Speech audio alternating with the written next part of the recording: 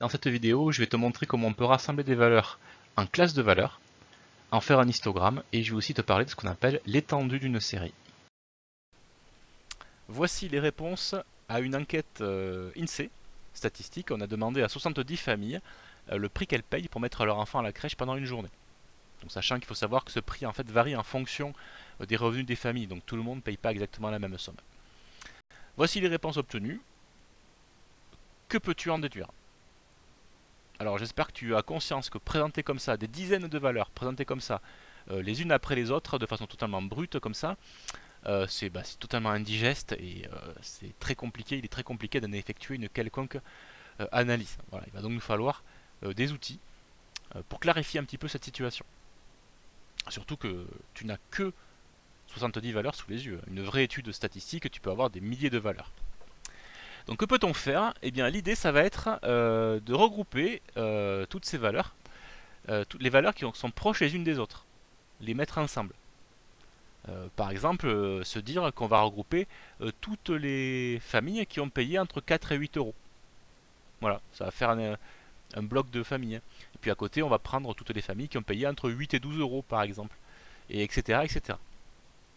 De façon à simplifier déjà un petit peu la présentation de ces résultats. Et voilà ce qu'on peut obtenir. Ce tableau, donc il faut le comprendre comme ceci, il y a 6 familles qui ont payé entre 4 et 8 euros, 16 familles qui ont payé entre 8 et 12 euros, etc., etc. Voilà, c'est quand même beaucoup plus simple. Faut quand même lever une petite confusion, un petit doute qu'il pourrait avoir sur les valeurs extrêmes. Ici, 8 par exemple, les familles qui ont payé 8 euros, est-ce qu'on les compte dans cet intervalle ou est-ce qu'on les compte dans cet intervalle? Eh bien, ce qu'il faut savoir, c'est qu'en fait, on utilise des crochets pour lever le doute, en fait, pour lever l'ambiguïté. Ici, regarde, le crochet, qui est du côté du 8, tu vois, le crochet est tourné vers l'extérieur des valeurs, tu vois. Pas vers les valeurs, mais vers l'extérieur des valeurs. Ce qui veut dire que le 8 ne fait pas partie de cet intervalle. On ne le comptera pas ici. Par contre, si tu regardes à côté, du côté du 8, le crochet est tourné vers les valeurs, tu vois, vers l'intervalle, ce qui veut dire que le 8 est compté, est compris parmi ces valeurs ici. Voilà, même chose bien sûr, tu vois, pour le 12 qui n'est pas dans cet intervalle, mais qui est dans celui-là, etc., etc. Voilà. Petit point de vocabulaire, ces intervalles de valeurs, ici tu vois, c'est ce qu'on appelle des classes de valeurs. Voilà, la classe de toutes les valeurs comprises entre 4 et 8.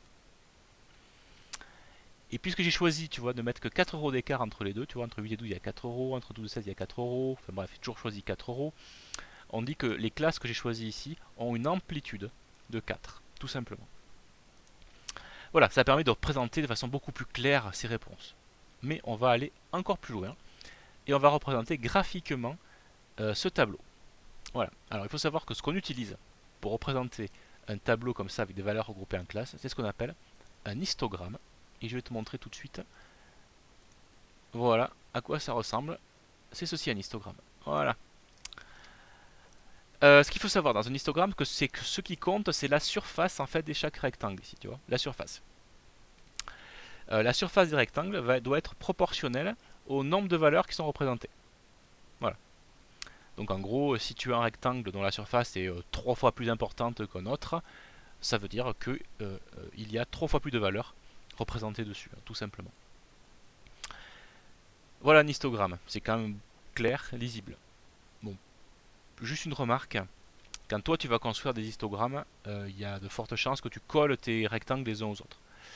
Voilà, moi j'utilise Excel. Excel place un intervalle, tu vois ici, entre chaque rectangle, alors que là c'est 8 et là c'est 8 aussi. Bon, c'est pas du tout obligatoire, tu peux tout à fait coller les rectangles les uns aux autres. Voilà. Une petite chose encore, donc sur ces tableaux comme ça, lorsqu'on représente, lorsqu'on rassemble des valeurs en classes de valeurs, comment faire pour effectuer un calcul de moyenne par exemple? Ah ouais, si tu n'as que ce tableau, difficile d'ajouter toutes les valeurs puisque tu ne connais pas justement précisément les valeurs. Tu sais juste dans quel intervalle elles sont comprises. Et bien tout simplement dans ce cas-là, on utilise ce qu'on appelle le centre de chaque classe. Alors centre, tu vas voir que le mot est très très bien choisi, puisque le centre entre 4 et 8, le centre de la classe 4-8, tout simplement c'est 6.